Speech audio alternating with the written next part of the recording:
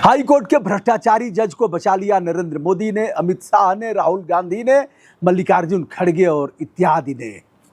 उसमें समाजवादी पार्टी से लेकर के अन्य जो दल हैं सबकी बात मैं कर रहा हूं, चंद्रबाबू नायडू से लेकर के जो भी है, सब ने मिलकर के चोरवा को बचा लिया।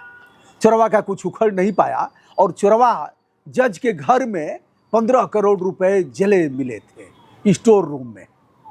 चोर का कुछ उखड़ नहीं पाया और उसने ठेंगा दिखा दिया। उस 15 करोड़ और अन्य पैसों में कितना लिया था इन लोगों ने, इसका भी जवाब देना पड़ेगा। बहरहाल अभी चेतना जागृत नहीं हुई है, इसलिए इसका हिसाब ठीक से लोग नहीं ले पाएंगे। यह है चोर यशवंत वर्मा, जिसके घर में लगभग 15 करोड़ रुपए 500 की गड्डी और पेटी जली हुई मिल गई। इस मामले में हुआ क्या, पूरे मामले पर अगर नजर डालें तो सरसरी निगाह से हम मोटा मोटा बताते हैं नटसेल में। 14 मार्च 2025 को लगभग 11:30 बजे जस्टिस यशवंत वर्मा के दिल्ली स्थित आवास में आग लग गई। इस जज की शुरुआत हाई कोर्ट इलाहाबाद से होती है, फिर चला जाता है वह दिल्ली में, लूटता है, खेल करता है और फिर लूटते ही ये लोग करेगा कौन? किसी जज का ये लोग बिगाड़ नहीं पाए। चोरों को जज बनाएंगे और बिगाड़ने का तो सवाल ही पैदा नहीं होता है। आज तक कांग्रेस से लेकर के भारतीय जनता पार्टी जो भी गठबंधन की सरकारें हुई, किसी जज पर महाभियोग नहीं चल पाया। उसके पहले ही उसने त्यागपत्र दे दिया और मामला टाई फिस। नरेंद्र मोदी जी धिक्कार है, ओम बिरला धिक्कार है, राज्यसभा के सभापति धिक्कार है, विपक्ष और सत्ता दोनों को धिक्कार है कि एक रिश्वतखोर जज का तूने एक रोआ भी टेढ़ा नहीं किया। कारण कि एक से एक बढ़कर के सभी एक ही चट्टे के बट्टे हो और सब गुटुरगु कर लेते हो। कितने दिन से सदन की कार्रवाई नहीं चल रही है, लेकिन जसवंत वर्मा के सवाल पर इन लोगों ने कभी कोई चर्चा नहीं किया। अच्छा लगा जब 150 सांसदों ने, लोकसभा और राज्यसभा के 150 सांसदों ने महाभियोग का प्रस्ताव लाया था और उसको स्वीकार भी कर लिया गया था।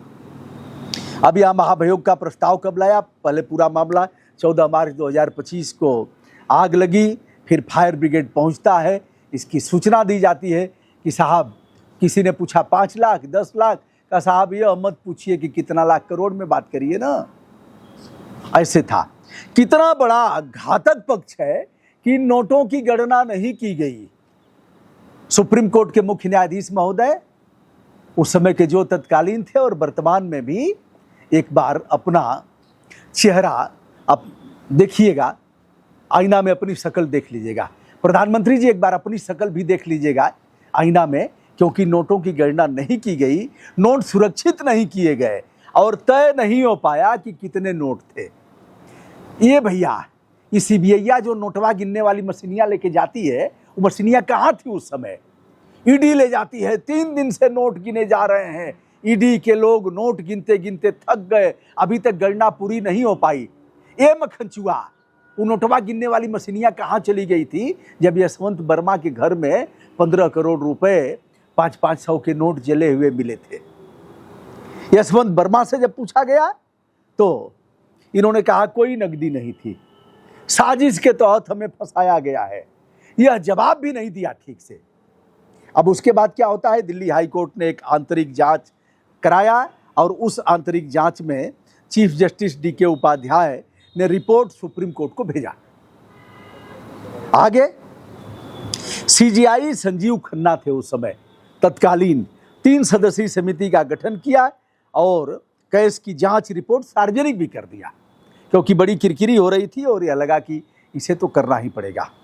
फिर क्या हुआ? सुप्रीम कोर्ट ने रिपोर्ट सौंपा और प्रेसिडेंट ऑफ इंडिया को भेज दिया और कहा, यह 4 मई 2025 को ही भेज दिया और फिर कहा कि महाभियोग चलाया जाए। 8 मई को सुप्रीम कोर्ट के मुख्य न्यायाधीश ने राष्ट्रपति को पत्र लिखा महाभियोग के लिए। आरोप सही पाए गए 4 मई 2025 को। उसके बाद मैं बधाई दूंगा उन सांसदों को जिन लोगों ने महाभियोग का प्रस्ताव रखा। महाभियोग के प्रस्ताव के साथ ही फिर अब आगे मामला बढ़ना चाहिए। सभी तैयार थे, पक्ष विपक्ष सभी एकमत थे। ये बाबू महाभियोग का प्रस्ताव लाने के बाद आज तक हुआ क्या? इस बीच 9 अप्रैल 2026 को चोरवा ने त्यागपत्र दे दिया। चोरवा टांग ले गयल परधनवा की रहर में, ऐसा ही चोरवा है। और चोरों का सरदार कौन? अगर हाई कोर्ट ने जल्दी से आंतरिक जांच करा करके रिपोर्ट दे दिया, सुप्रीम कोर्ट ने भी जांच करा करके, उसमें दो तो मुख्य न्यायाधीश थे विभिन्न उच्च न्यायालयों के, 3 लोगों की कमेटी ने जांच करा करके, और जांच में सत्य पाया गया। 21 जुलाई 2025 को महाभियोग की नोटिस भी दे दी गई। कब दी गई? 21 जुलाई 2025 को। उसके बाद क्या घास छील रहे थे? बाबा घास छील रहा था कि अमित शाह घास छील रहा था? कैसे कह दूं कि राहुल गांधी घास छील रहा था, बकलोलई कर रहा था? कि अखिलेश यादव इस मामले में काहे नहीं उठाए? इस मामले में ममता बनर्जी की टीम के लोग कहां थे? आज पलटा मार करके खट से चंद्रबाबू नायडू से लेकर के अन्य दलों के लोग कहां थे? बताओ ना।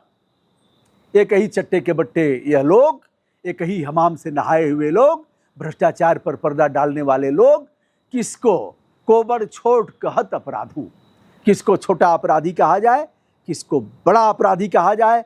उस महाभियोग के प्रस्ताव पर राहुल गांधी ने हस्ताक्षर किया, रविशंकर प्रसाद ने हस्ताक्षर किया, अनुराग ठाकुर ने किया और अन्य लोगों ने भी किया। केसी वेणुगोपाल जो कांग्रेस के सांसद हैं उन्होंने किया। समाजवादी पार्टी के लोगों ने चढ़ बढ़ करके हिस्सा लिया। शर्म नहीं लग रही है तुम लोगों को कि वह त्याग पत्र दे दिया? और भैया आप तो त्याग पत्र दे दिया, तुम लोग इंतजार कर रहे थे कि चोरवा त्याग पत्र दे दे। अब जब त्याग पत्र दे देगा तो हम भी, कितना खेल हुआ है बता। जिस तरह से गाय काटने वाली कंपनियों से तुम लोगों ने चंदा लिया, वैसे ही इस भ्रष्ट जज से भी तुम लोगों ने लिया होगा, चमड़ी उधाड़ करके इससे लिया होगा पैसा। क्योंकि एक ही चट्टे के बट्टे तुम सभी दिख रहे हो, और यह जज जिस पर अब कुछ नहीं होगा। अब सवाल उठता है, क्या इसके ऊपर अपराध दर्ज नहीं हो सकता है? क्या इसके ऊपर केंद्रीय अन्वेषण ब्यूरो की जांच नहीं हो सकती? हालांकि वह लोग भी घिसे पिटे लोग हैं, 9 साल से लखनऊ के गोमती की जांच कर रहे हैं ना। बाबा का तीसरा चार्ज शुरू होगा। चुनाव आ गया है, बिगुल बज गया है। बाबा ने कलम रगड़ करके दांत पीसते हुए आदित्यनाथ योगी ने सीबीआई जांच की संस्तुति किया था। डबल इंजन की सरकार थी, जचवा शुरू हो गई। आज तक सीबीआई और ईडी की जांच केवल लखनऊ के गोमती पर चल रही है, केवल लखनऊ, उसके दूर की नहीं है। इनको कैसे विश्वास कर लिया जाए कि कुछ करेंगे? इसलिए जितना जल्दी हो इनके खिलाफ मोर्चा खोल दो। यह भी एक छोटा सवाल नहीं है, इस पर भी जंतर मंतर जैसी जगह पर प्रदर्शन होना चाहिए बगैर किसी भेदभाव के। लेकिन नहीं होगा, हमें पता है। क्या नरेंद्र मोदी यशवंत वर्मा के सवाल पर मन की बात में कुछ कहेंगे अक्कड़ बक्कड़? भाइयों बहनों, एक भ्रष्टाचारी जज जिसके आवास में अर्धरात्रि के समय जब सूचना मिलती है कि 500 के नोट आग लगने के बाद धूं धूं करके जल रहे हैं, मैंने सौगंध खाया था न खाऊंगा न खाने दूंगा। उसके बाद फायर ब्रिगेड ने आग बुझाया, हमने नोट की गिनती भी नहीं कराया। नोट की गिनती कराना चाहिए था, नहीं कराना चाहिए था, नहीं कराना चाहिए था। भाइयों बहनों, हमने उन नोटों को संरक्षित भी नहीं किया। भाइयों बहनों, हमने जस्टिस यशवंत वर्मा के आवास पर जो नोटों की गड्डियां जली हुई थी, हमने उसका सबूत भी नष्ट कर दिया। यही न है तुम्हारी सच्ची तस्वीर और कलंकित चेहरा। और सबको तो मैं कह ही रहा हूं, किसको छोड़ रहा हूं। तो दोस्तों, यह रात चोरवा बच गया। फिलहाल आपके क्या विचार है? क्या अपराध दर्ज होना चाहिए? मैं इस मामले में तहरीर भी दूंगा। माना कि न कारखाने में तूती की आवाज़, लेकिन आवाज़ तो उठाना ही पड़ेगा। दोस्तों, मैं हूं ब्रजभूषण दुबे। संपूर्ण आदर के साथ हमारा प्रणाम स्वीकार करें।